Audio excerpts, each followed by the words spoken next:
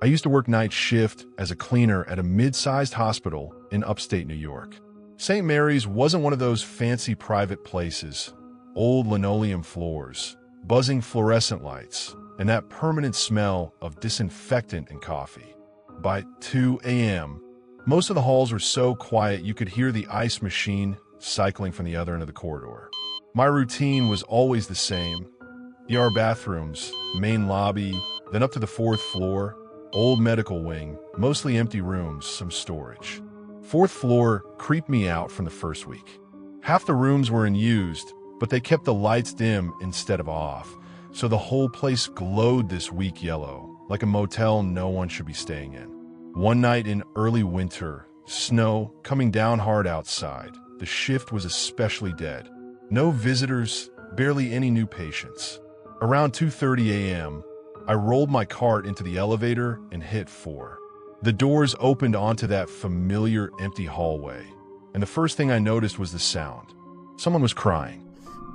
It was soft, like they were trying not to be heard. It echoed just enough that I couldn't tell which room it was coming from. My first thought was that a patient had wandered from another floor. Maybe psych, maybe someone confused. We'd had that before. So I pushed the cart out and called down the hall. "Hello, you okay?" The sobbing stopped immediately. That was already wrong. Usually, if it was a real patient, they'd call back or the sound would shift, or I'd at least hear movement. This was like someone hit a mute button.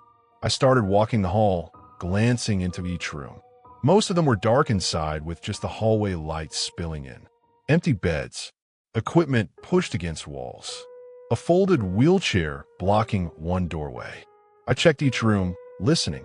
Halfway down the hall, in front of room 417, the crying started again. Same muffled sobbing, only now it sounded like it was coming from behind the closed door. I checked the chart holder outside the room. The slot was empty. No patient assigned. That room wasn't in use. I knew because I used it to stash my extra trash bags when the supply closet ran low. I stood there, hand on the handle, and for some reason I hesitated. It felt like every instinct in my body was saying, "Don't open that door." But I've got a supervisor who loves cameras more than people, and I knew if someone really was in there and got hurt, it would be my neck. I pushed the door open. The room was dark. The crying cut off instantly. I flipped the light switch, and that flickering overhead fixture snapped on after a delay, buzzing like a hornet. Empty bed, sheets pulled tight. No one in the chair. Bathroom door open, light off. I checked behind the curtain, under the bed. Nothing. I kept telling myself it was echoes from another room. Old building, weird acoustics. Maybe the sound was coming from upstairs or downstairs. Except I'd been in that hallway 100 times, and I'd never heard crying like that before. On my way out, I noticed the call button by the bed. The little plastic cord dangled down the side, and the button itself lay on the floor like it had been dropped in a hurry. That gave me a chill. The room hadn't been used in weeks. Maintenance would have noticed if it was loose.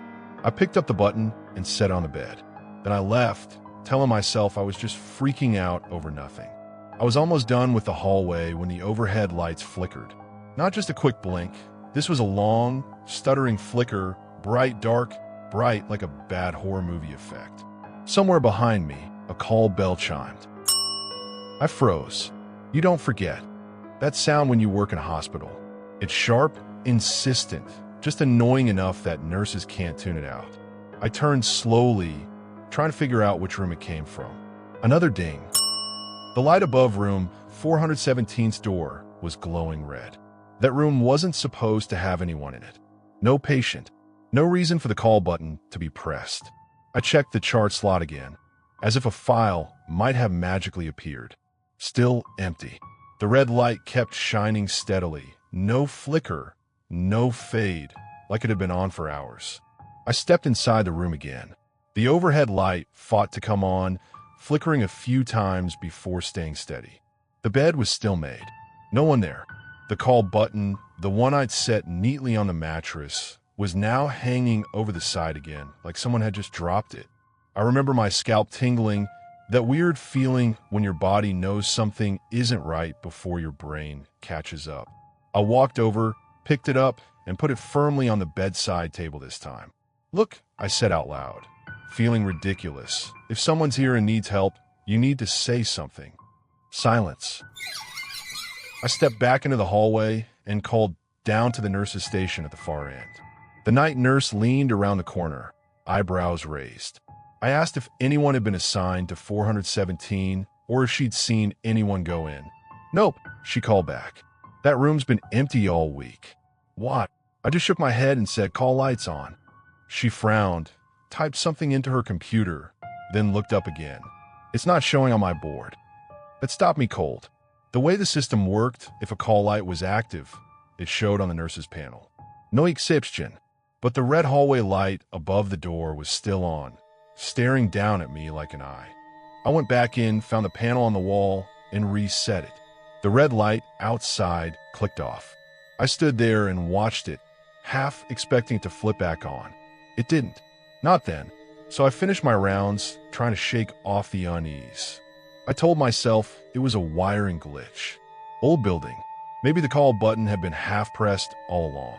Maybe the sobbing was from a TV in another room. I loaded my card into the elevator and went down to the main floor.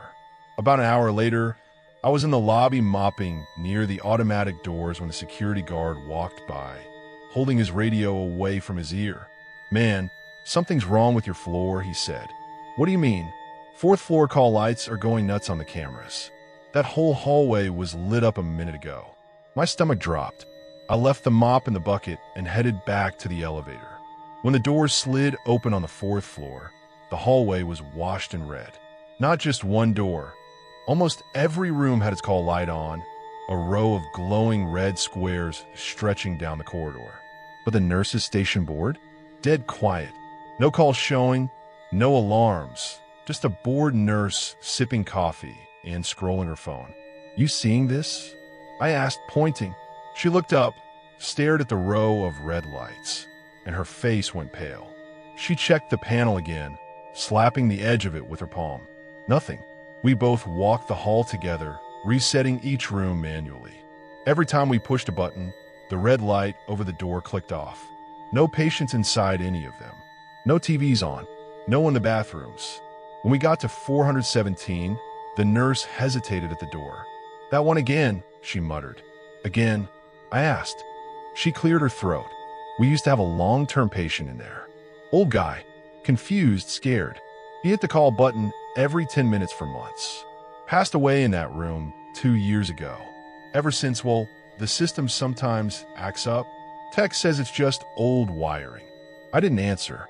All I could think about was that sobbing and the way the call button had moved on its own twice. We reset 417 and walked away together. The hallway finally looked normal. Only the soft white lights and the hum of the vents. We turned our backs and headed for the elevator. The doors opened with a ding. And behind us, just as we stepped inside, another call bell chimed from down the hall. We both turned. The red light above room 417's door was glowing again, steady and bright. The nurse looked at me and said quietly, "I'm not going back in there tonight." Neither did I. I finished that shift, but I never went up to the fourth floor alone again. A month later, I switched to day shift at a different job. They asked why I left St. Mary's. I said I was just tired of nights. What I didn't say was, some nights don't want to let you go.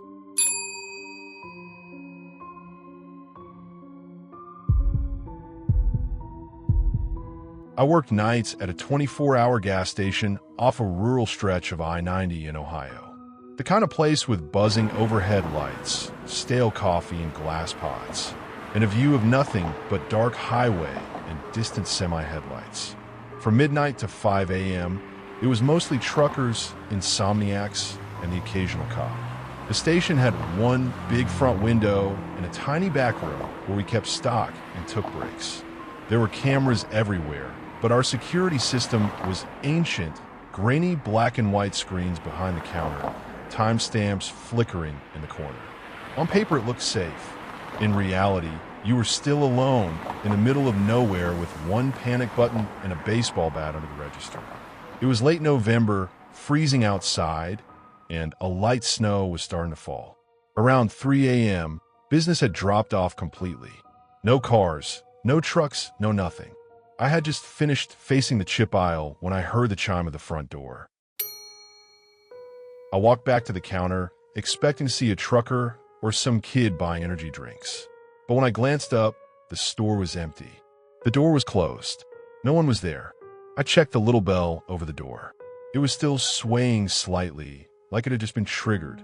For a second, I wondered if someone had come in and ducked down one of the aisles, but I'm tall, and I could see the tops of every row from behind the counter. There was no one. I checked the camera monitor. The system showed 4 angles: parking lot, front door, main aisle, and the coolers. The timestamp read 3:02 a.m. I rewound a few seconds. On the screen, the automatic doors slid open, but nothing crossed the threshold. No figure, no shape, no shadow. Just the doors opening, the bell chiming, and then closing again. I told myself it was a sensor glitch. Cold air, misalignment, something like that. Still, I walked the store calling out a half-hearted hello, just in case. Silence. Even the highway sounded distant. A little after 3:15 a.m., it happened again. This time I was already at the counter, staring right at the door. The glass pane slid open. A gust of cold air brushed across my face. Nobody walked in. The door stayed open for a full 3 seconds, then closed. The bell gave its little jingle. I watched my own confused face reflected faintly in the glass. I swallowed hard and checked the cameras again. On the parking lot feed, there were no vehicles. Nothing but snowflakes drifting past the lens. On the front door feed, the doors opened and closed exactly as I'd seen, but again, no one came through. The sensor should only trigger when something breaks the beam. I picked up the phone and called the number taped under the counter, the manager's line. It rang and rang before going to voicemail. I hung up without leaving a message. What was I going to say? Hey, the door's haunted? I tried to distract myself with busy work. Refilling the coffee, wiping down the counter, pretending not to glance at the door every 30 seconds. The minutes crawled. At 3:27 a.m., the back room light turned on by itself. I saw it out of the corner of my eye, a soft yellow glow spilling through the half-open door to the stockroom. I distinctly remembered turning that light off after my break. The switch was on the inside wall, not a motion sensor. I walked over slowly, telling myself maybe I'd forgotten. The closer I got, the more uneasy I felt. The air near the doorway felt heavy. Not colder exactly, just thick like the pressure changed. I step inside. Stock shelves, boxes, the little metal folding chair. Everything exactly where it should be. I flipped the switch off and watched the room go dark. When I stepped back into the main area, the front door chimed again. I swear to this day, the lock indicator on the control panel never changed. The doors didn't open. Yet that pleasant little chime rang through the empty store, cheerful and wrong. I retreated behind the counter and stayed there, one hand on the bat, the other hovering near the panic button. The cameras flickered slightly, a thin band of static running down the screens every few seconds. Just before 4 a.m., something new appeared on the monitor. On the parking lot camera, at the very edge of the light, there was movement. Not a person exactly. More like a dark shape, lower to the ground, just outside the circle of visibility. It paced back and forth in this jittery, unnatural way, like the footage was skipping frames. I leaned closer, trying to make sense of it. The shape stopped dead, facing the camera. For a full second, the image froze. No snow, no static, nothing. Just that dark presence on the edge of the light. Then the screen cut to pure static for exactly 3 seconds. When the picture came back, the shape was gone. About 10 minutes before my shift ended, headlights finally pulled into the lot. A state trooper walked in, stamping snow off his boots. As the doors opened, the bell chimed, this time correctly. I almost wanted to hug him. "You all alone out here?" he asked, grabbing a coffee. "Yeah," I said. My voice sounded too tight. "Quiet night." He nodded toward the window. A lot of single-car accidents on this stretch. People fall asleep at the wheel. Back in the 80s, there was a real bad pileup right about where your driveway is. 7 cars. Few folks didn't make it. Locals still won't drive this road late. I swallowed and glanced at the parking lot camera. Empty now, just snow and asphalt. Ever get weird vibes on this shift? I asked, trying to sound casual. He shrugged. Place like this? Middle of the night? Would be weirder if you didn't. He paid, said good night, and left. As the doors slid closed behind him, the bell chimed one last time. My relief showed up at 5 a.m., yawning and complaining about the cold. I didn't say anything about the doors or the back room or the shape on the camera. I just clocked out, stepped into the frigid air, and told myself it was all in my head. The next night, when I pulled into the lot, the station was completely dark. Doors locked. A handwritten sign in the window said, "Closed for maintenance. Power issues." I called my manager. He said the overnight system had shorted out, some kind of electrical problem, and they'd be closed for a couple days. I never went back. Sometimes I drive that stretch of highway and pass the exit. Even from the road, I can see the gas station lights burning again, all bright and clean like nothing ever happened. But every time I look in the rearview mirror, right as I pass, I could swear I see the parking lot camera flash with static. And for a second, I hear that cheerful little chime in the back of my mind.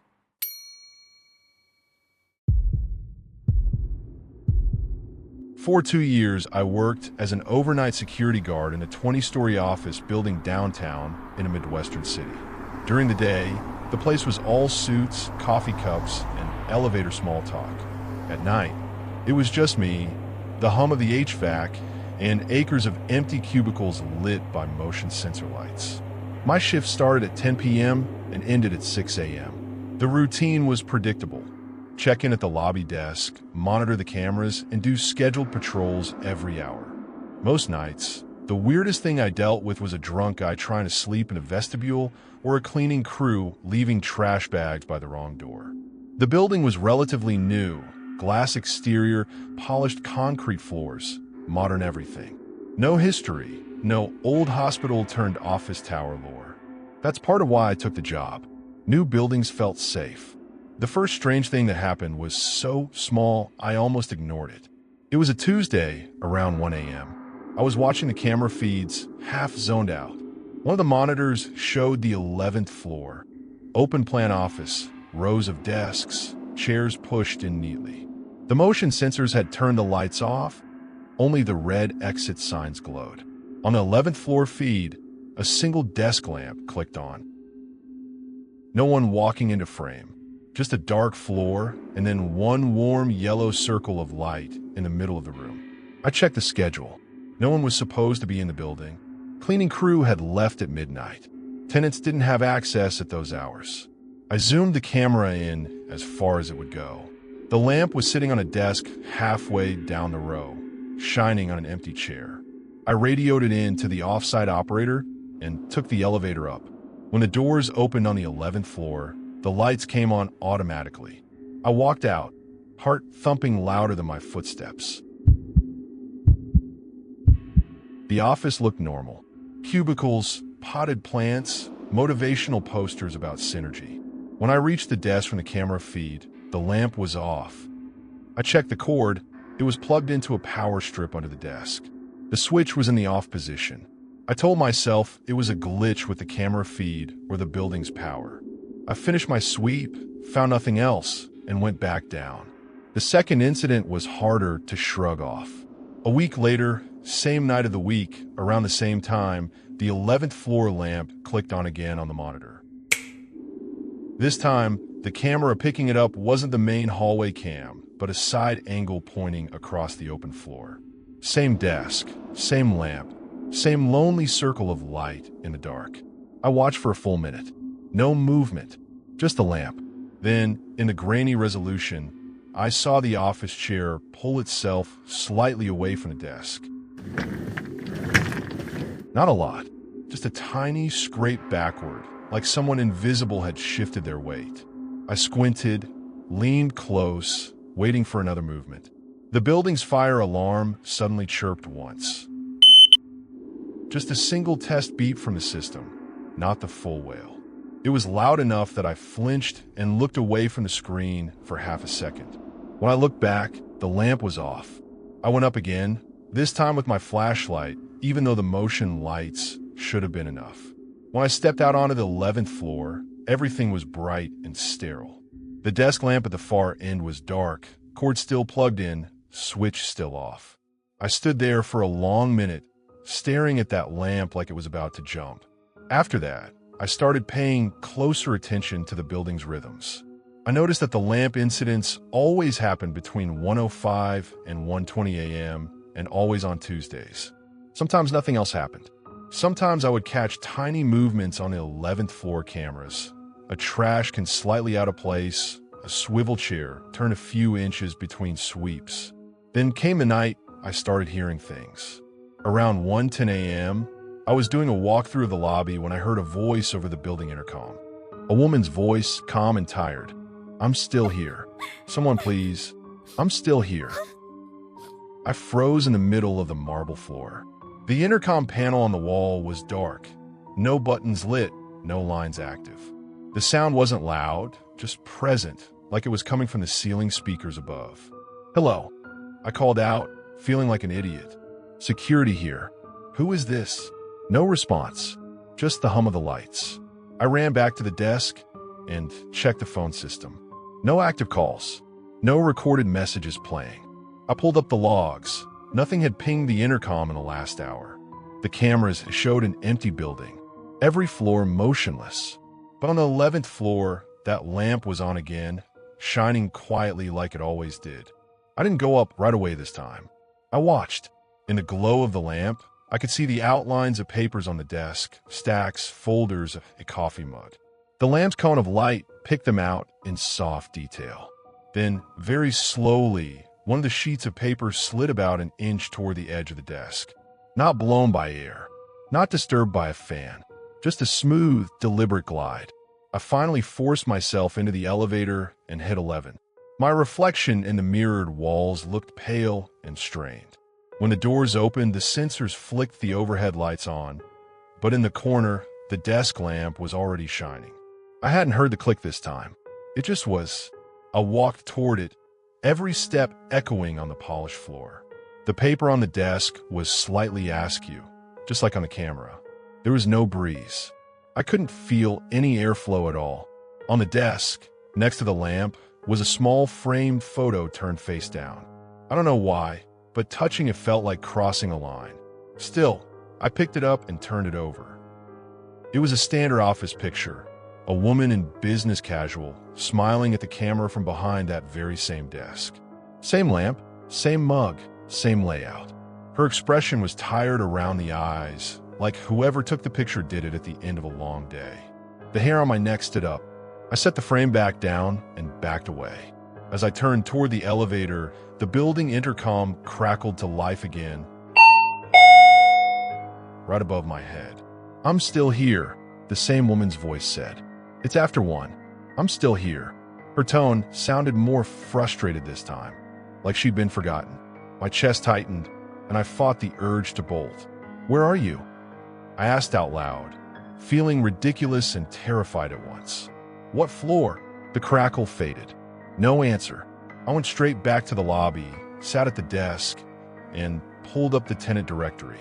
Cross-referencing the floor and the company, I checked who used to sit at that desk on 11. It took a few minutes of digging through old seating charts. Eventually, I found a name attached to that station, someone who no longer appeared on the current employee list. I looked up older records and found a note buried in an incident report from 3 years earlier.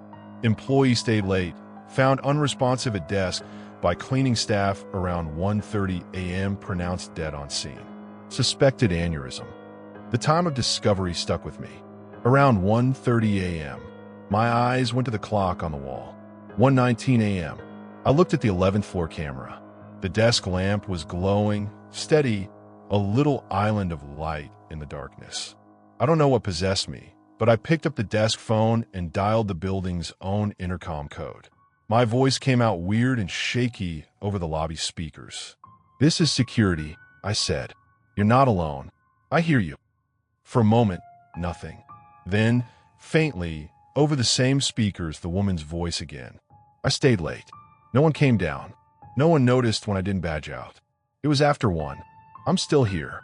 The phone showed no active call, yet her voice was there, pressed into the infrastructure of the building like a stain. I didn't answer. I just sat there, heart racing, staring at the 11th floor feed. On the monitor, the lamp flickered once, twice, then went out. The intercom went dead. The rest of the night passed in a thick, heavy silence. No more voices. No more lamps. Nothing on the cameras but static and empty hallways. The next day, when the daytime supervisor came in, I asked if he'd ever heard anything weird over the intercom. He gave me a long look and said, "Did you have a problem last night?" I hesitated. "Just some feedback on the line." He sighed. "We had a woman pass away up there a few years back. Stayed late on a Tuesday. Cleaning crew didn't find her till after 1 in the morning. Ever since, sometimes we get system glitches. 11 goes weird around that time. Light switches, intercom pops on. Tech says it's all in the wiring." I didn't tell him what she'd said, or how clear her voice had been. A month later, I put in for a transfer to a daytime retail site. The pay was worse, but I didn't care. On my last night in that building, I did one final sweep of all the floors. When I stepped onto the 11th, the overhead lights flicked on as usual. The desk lamp was off. The photo frame was still face down on the desk where I'd left it. I walked over, picked it up, and turned it upright. "I know you're still here," I said quietly, "but I have to go." I set the photo down and headed back to the elevator. Just before the doors closed, the intercom crackled faintly. "Thank you," the woman's voice whispered. It was so soft, I almost convinced myself I'd imagined it. The doors slid shut. The elevator descended. I never went back. Now, whenever I'm downtown late and I look up at that glass tower, my eyes always find the 11th floor. Every once in a while, I'll see a single lamp burning alone near the center of the building, long after everyone's gone home. And I wonder if she's still sitting there, somewhere between the circuits and cables, waiting for someone to notice that she's still on the clock.